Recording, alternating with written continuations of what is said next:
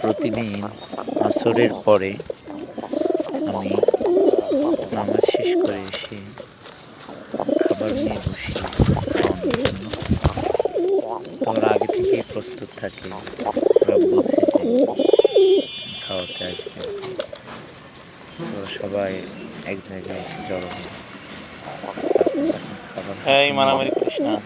ওরা আমার ঘাড়ে, মাথায়, হাতে, গায়ে উপরে এসে বসে।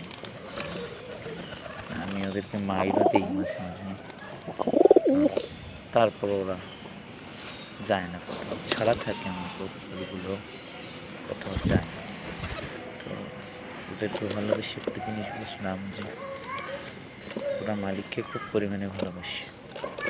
আমরাই শুধু মালিককে ভুলি আর মানুষকে শুধু আঘাত দিই।